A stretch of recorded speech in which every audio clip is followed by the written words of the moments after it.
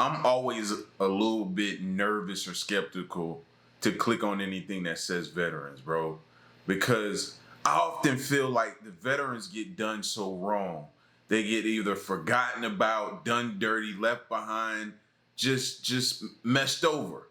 You know, I'm always nervous, but nonetheless, we're gonna click on it and see what's going on with the veterans. So, but before we get started, you know how this goes, right? Question everything. You should. And remember, this is for entertainment purposes only. Let's get to it. Just a quick message to all the veterans.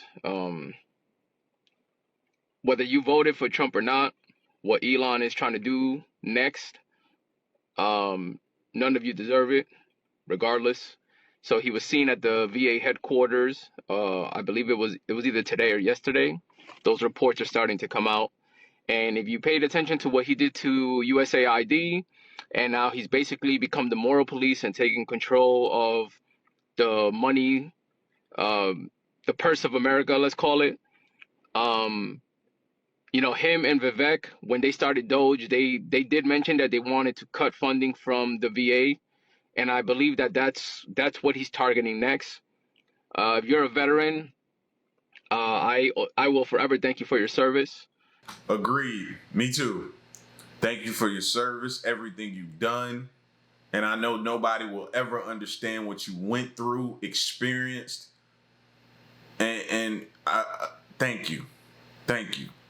What you all do is quite literally the ultimate sacrifice, and I'm with you guys, but what we're seeing, like, this just can't happen. This just cannot happen. Elon Musk is quite literally a person who not only did not serve in the military here or in any military, not even his home country, because he is from Africa. He is not American.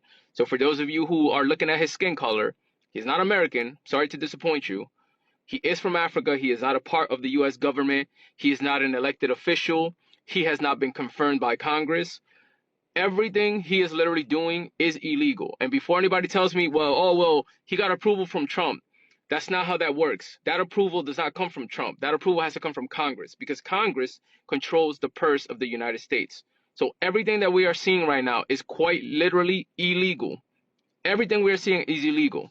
And unfortunately, he has self-appointed himself as the moral police, where now he gets to personally decide who should be paid and who shouldn't, which jobs the country needs and which jobs it doesn't. And remember, Elon Musk is the one guy who has the most U.S. government contracts right now. So the long play here, is he wants to secure as much money so that he can go back to Trump and then say, here's all the money I saved. Now you're going to give me that money because I want to back up my own contracts again. I want to fund SpaceX. I want to fund Tesla, whatever the hell pet projects he wants to do. This is the end game here. The end game is that he claims that he saved all this money, but it's really because he wants the money to flow back to him. All right. And next, he's attacking veterans. And to me, that is beyond the ultimate disrespect. I'm a personal believer. You serve your country. You shouldn't have to ever worry about bills, ever. Not a single bill, nothing. You should come back home and that's it. Your life is set. Personally, That's why it always hurts me to hear that, you know, your veterans are some of the ones that you see on the side of the road sometime with the signs. Not all of them are veterans, because some of them jokers are scammers. You know what I mean? Some of them are scammers posing as veterans, but the real veterans that are out there, it breaks your heart, man, to know that this person put it all on the line for this country and went over there and saw some horrific things that they could never unsee, you know, nightmares and dreams of different things that happen over there they have to live with for the rest of their life, and to come back and not be taken care of. Yeah, I agree. Sometimes you see it as the ultimate slap in the face. You make the ultimate sacrifice for your country needs to take care of you forever. No questions asked. I don't care if you think that's too radical. That's how I feel. A person who chooses to make that ultimate sacrifice shouldn't have to come home and worry about every day nuances. You shouldn't have to worry about how you're gonna pay your electricity, or how you're gonna pay for your water, how you're gonna pay for food, how you're gonna pay your rent or your mortgage. You serve your country. Your country needs to serve you right the back, no questions asked. It's that simple. I don't care if you think it's radical. That's how I feel. That is literally how I feel. And I say that for all veterans, for everyone who serves. And don't tell me how we going to pay for that. Because they were about to give $500 billion to Sam Altman and his little ChatGPT pet project. They've given Elon Musk so many government contracts, I've lost count. The military budget is over $1 trillion. And I believe a couple years ago, they admitted how the Pentagon or somebody, they lost like over $2 trillion with no trace of where it went. Don't ask me how we're going to pay for it. We seem to have money for literally everything else, and we don't even take care of our veterans, all right? So don't ask me how we're going to pay for it. Figure it out like we figure how to pay for everything else. Veterans serve, they're set for life, period. Period. Ain't no conversation, period. You're a veteran, you should be set for life, all right? And I'm personally tired of seeing this country not take care of people who they ask, hey, can you make the ultimate sacrifice for us? And then when those people say yes and they come back, the government is just like, yeah, man, here's a flag. Good luck. That's especially now letting Elon Musk come in there and pretend like he's a king or something. He's not. He's not even from this country. All right? I'm sorry for all veterans. Like I said, I don't care if you voted for him or not. Like, none of you deserve this. None of you deserve this. So just want to throw that out there. I ain't gonna lie, I'm kind of glad I clicked on that video. Was a little nervous at first. You know, you never really know, but absolutely everything he said and the praise that he gave to the veterans we need more of that. We need more people speaking out. It's official, people. AI is taking over, and people are losing jobs. So Workday just laid off almost 10% of its workforce. I wonder why. Get this, in a Wednesday memo to employees published in a securities filing, Workday CEO Carl Eskenbach said the layoffs were necessary for ongoing growth efforts at the company, including a particular focus on artificial intelligence investments. But wait, there's more. And today, Salesforce just laid off 1,000 workers for the same reason. Not to mention Microsoft as well. But they're blaming it on performance. Not to mention Dotdash. Yeah, that's right. Dotdash, a large publisher, owns a bunch of magazines, just laid off more than 100 people for OpenAI as well. It's everywhere, people. Now, this was dated January 8th of this year. 41% of companies worldwide plan to reduce workforces by 2030 due to AI. But these Workday layoffs are huge. Workday is a huge HRIS tool, and it's used by a lot of companies. And for the CEO to say, yeah, we're doing this because we need to make more investments in AI, it's worrisome. Very worrisome. It's official, people. You know what I was thinking about? I was thinking about that old quote where they say, if you allow somebody to feed you, you allow somebody to starve you. You know what I mean? And I was thinking about that, and that quote reigns so true, but we didn't pay attention to the signs with these companies that we work for. We allowed we allowed these companies to feed us for the work that we did, essentially giving us paychecks and money. And at any given moment, they can snatch it back, fire us, and then starve us. You see what I'm saying? You see how that old saying to where we thought it meant something else for other things, but it should have been also applied to our jobs? Our jobs should have never been meant to be permanent. But they brainwashed us into believing that we needed to stay on these jobs for 30 years plus, whatever, draw a pension and retire and barely make it for the rest of your life. When in actuality, these jobs should have just been little pit stops on the road to us getting to our own thing and doing our own thing. That's what the mentality was, but nobody told us that. Nobody had the answers or information, or nobody told us not to. And these jobs that we gave our loyalty to didn't reciprocate, didn't give it back. At any moment, they could say, I can hire somebody else younger and pay them half the amount. There was no loyalty there ever, but we gave our loyalty to them. And now look at where we are. There's a lot of space to accommodate a lot of people, yeah, so we're going to use it. President Trump planning to expand Guantanamo Bay to hold up to 30,000 illegal immigrants. This as the first flight of detained migrants landed there yesterday. A senior defense official tells Fox the military jet had 10 migrants on board, and ICE agents are assigned to guard them at the detention facility. Senate Republican Conference Chair Tom Cotton with reaction coming up. Meantime, Texas is reporting that daily encounters at the border are dropping sharply. Brooke Taylor has the new numbers from Dallas. Hi, Brooke.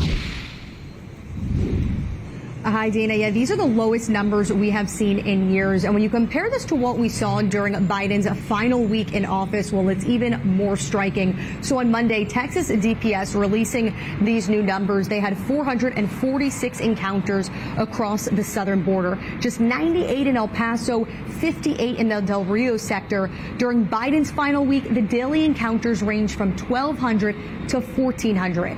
Well, this decline comes as the first group of Mexican National Guard troops arrived at the border here. Mexico's president has pledged to send a total of 10,000 troops, all in exchange for delaying tariffs. Removal flights, they are also ramping up. Border Patrol says they took the first military plane filled with illegal migrants to India. This marks the longest deportation flight yet using these military C-17s. We're doing very well with respect to other countries really behaving on taking the criminals that they sent into our country, and we're getting them out. These are some of the worst people on earth. As security measures strengthen, well, cartel operations, they are definitely feeling the heat. Just this week, DPS and Border Patrol agents arrested this smuggler who they say has cartel connections. He was trying to transport 50 pounds of narcotics across the Rio Grande. And now when asked about whether Border Patrol agents and other soldiers could be hurt by cartel members because of this added security, Border Czar Tom Holman says they have the capability to wipe the cartel off the face of the earth. As to anyone who thinks of doing that, he says, I would not try that, Dana. All right, Brooke Taylor, thank you so much. So, y'all believe that? Y'all think that's possible for them to do that? I know we have the capabilities as far as our military go and the numbers and everything like that, but do you believe they would do that? That's my question. We have seen a lot of combined agency efforts in some of these confrontations, and we are watching this play out right now. This is DEA helping DHS, the Department of Homeland Security, serving search warrants at multiple locations in Denver, Colorado. Also, we saw some video from the early hours when it was still dark out of similar operations going on in Denver, similar to what we've seen across the country. We'll keep a close eye on it. And we will continue to report on these developments, but a lot of action with these agencies across the country, and this focused in Denver today. The first flights from the United States to Guantanamo Bay with illegal migrants are underway. President Trump is not messing around. The Trump administration is starting the process of expanding the migrant detention center at Guantanamo Bay. Let's bring in Senator Tom Cotton, Republican of Arkansas and chair of the Intel Committee. This is President Trump on Guantanamo and why he's using it. Watch. On Guantanamo Bay, is there enough space there to accommodate? There's a lot of space to accommodate a lot of people, yeah, so we're going to use it. Can you talk a little bit We more have about it. It's why? already up. We have it for nothing. But we can do less expensive and even more secure. We've had other countries come to us saying we would love to do that. We would love to take your criminals and we'll maintain that. We'll be their jail. And I'm only talking for the most severe cases. Your take on what's going on? Why did he cut him off there? I always want to hear what he said after that. I gotta find that interview, because what is classified as the most severe cases is what I want to know. Like, right now, that sounds vague. It's open-ended. It's gray area. Like, I want to hear what he says after that, if he does confirm, or does he even speak about what the severe cases are. Going on down there at Gitmo? Well, Dana, President Trump is right. Guantanamo Bay is a good place to put these illegal migrants. It's much safer than an American base. It's a large base. I've been there. It has a very modest American presence there, unlike bases here in America where we have large families and training grounds and so forth. There is a detention center in Guantanamo Bay going back to at least the 1990s under Bill Clinton, with migrants there pending repatriation to their own countries. You don't have to worry about losing control of them or even escaping the base, as happened in Arkansas in 1980 at Fort Chaffee when Governor Clinton, or Bill Clinton, was the governor, and we put the Mariel boatlift people there. So I think it's a very smart idea to put some of these migrants who are pending repatriation to their home countries in Guantanamo Bay. It's kind of like what Secretary Rubio discussed with President Bukele of El Salvador over the weekend. He's very pro-American. He's been supportive of the United States. He's willing to take foreign nationals as well pending repatriation. I think that's something we should consider as well. It's just an example of the kind of creative, unconventional thinking that the president has brought back to Washington to serve American interests, to get dangerous and violent migrants off of our streets and back to their home countries. We just saw some of that possibly happening in Denver. Also wanted to ask you about Army recruiting. This has been an issue that's been a real concern for America. The Post from the U.S. Army said that they've had their most productive December in 15 years by enlisting 346 soldiers daily into the world's greatest army. Our recruiters have one of the toughest jobs, inspiring the next generation to serve. Congratulations and keep up the great work. What do you put that down to? Well, Dana, I don't think it's rocket science. It's the Trump effect. You had some number of young men and women who didn't want to join the Army over the last 4 years under Joe Biden and Christine Wormuth, the former Secretary of the Army, when they thought it was more focused on wokeness and DEI and climate change. That's not why young men and women join our military. They do it because they love the country, they want to serve in uniform, they want to serve a cause greater than themselves next to battle buddies who are going to be friends for a lifetime. That's clearly what's on the mind of these new recruits who are joining since President Trump won re-election, and I believe that it's going to continue to improve in the future. Now, that's not the only reason. You know, there are still issues with getting kids medical waivers if they need it for a long ago injury, or just processing them through the initial entry system more quickly, and the Army can do a better job of that, and I've discussed that with Pete Hegseth and Dan Driscoll, the incoming Secretary of the Army. But I think these numbers put paid to the idea that it was some overall economic condition or competitive pay with the private sector. It was that a lot of young people didn't want to join the Army with Joe Biden as the commander-in-chief. Yep. Senator Tom Cotton, thank you so much. And I know that you're busy, as you said before we started. We haven't even gotten halfway through Wednesday yet. Thank you, sir. You'll never eat cereal again after learning what they did to it. Because I want you to see it for yourself. You see that? I'm going to put in one finger. Trisodium phosphate. Check this out. I'm going to go to Home Depot now. And we're going to see what that crap. Here we are. This is it, guys. All-purpose heavy-duty cleaner. They even have the phosphate-free version in our it must cereal. be so toxic. Clean. Y'all, these companies.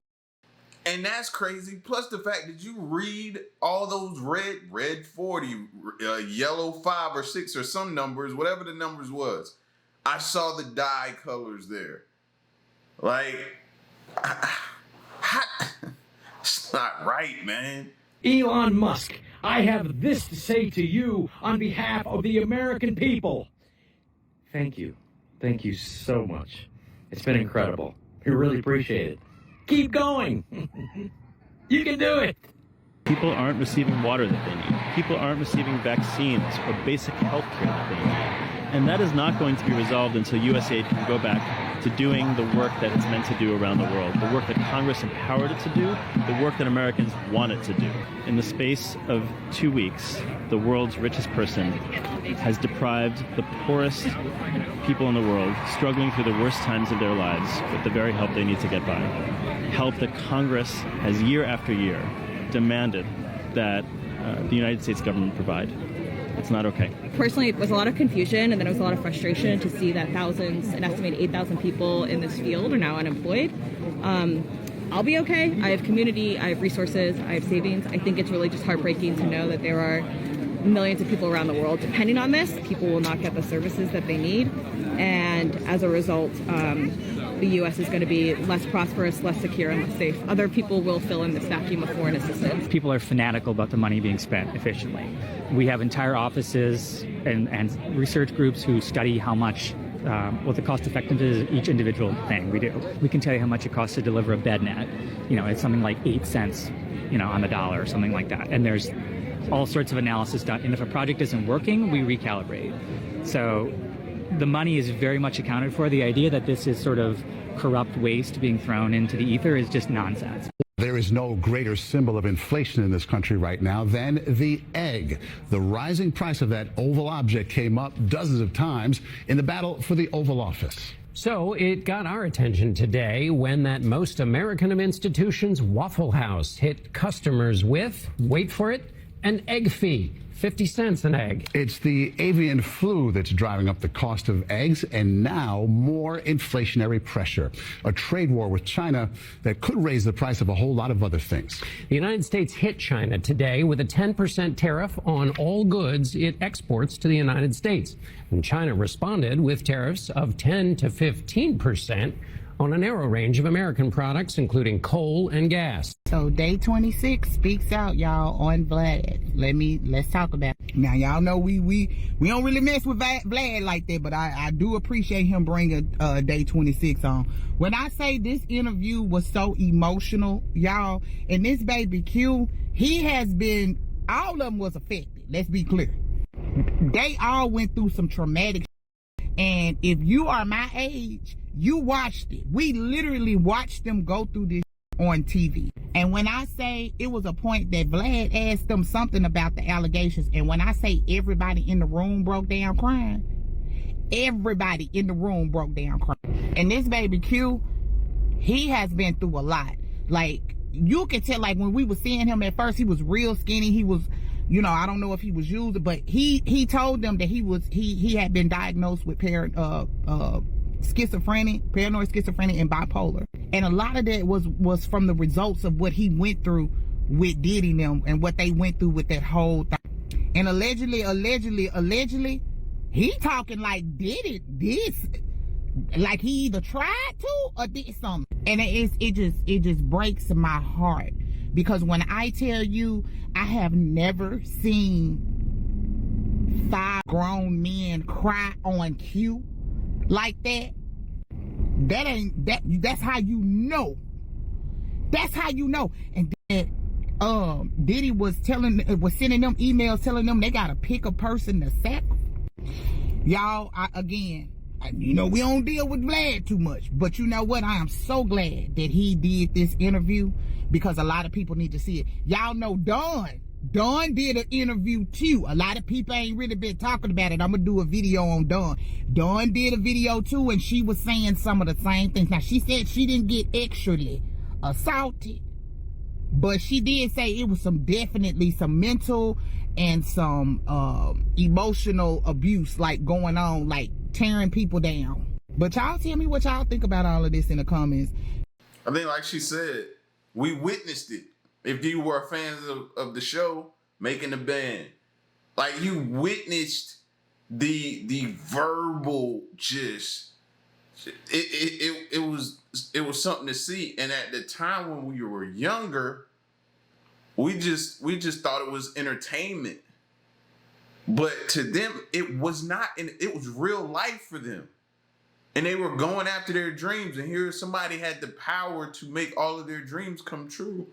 But it was, when I look back at that now and think back to what we were watching and witnessing, bro, that was horrible what was happening to them. Horrible. And to think it was on display in front of the world, no wonder you hear people saying they breaking down and crying, and they never recovered. And then are those groups, it'd be different if they were successful and dealing with this, which doesn't make it right still, and still would make it hard, but they didn't achieve the success that we thought they were going to achieve.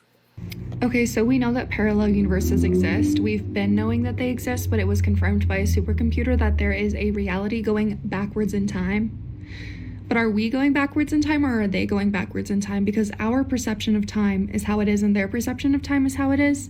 And time isn't real, it's only perceived. So Going back to the alternate dimension thing, it's a fun little concept to think about how all books, TV, and movies are just people in one reality tuning into another and then pulling it from there, because if the collective consciousness exists, there's no original thought or original ideas, and so we're just pulling all of our thoughts and ideas from things that have already happened or are happening right now.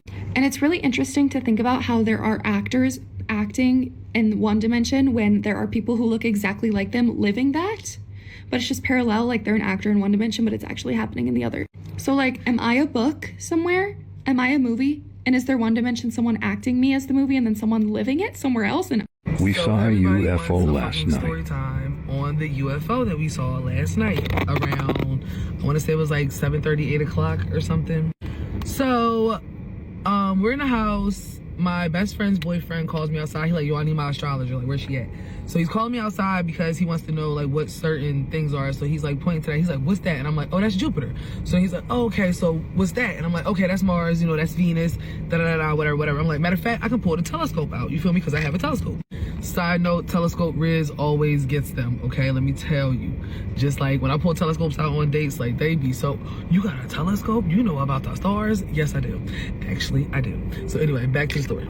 So I get the telescope out, you know, I'm having a hard time like focusing. So I'm like, what the hell? So I turned it upside down. I got into a car accident. Long story short, I got into a car accident. The back of my trunk like smashed in and the telescope was right there. So I'm assuming some debris got into the telescope. Turned it upside down, patted a couple times, some shit falls out. Then all of a sudden I can see what I'm looking for, right? So I find the moon.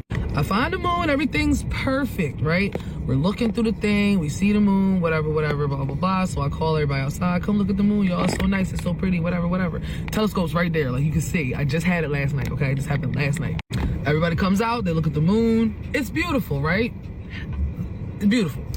So I'm trying to look for Venus after that, and I can't find it because Venus is like where my friend's neighborhood is. It's like behind the trees. So I'm like having a really hard time finding where the Venus is. Can't find it. I'm like, you know what?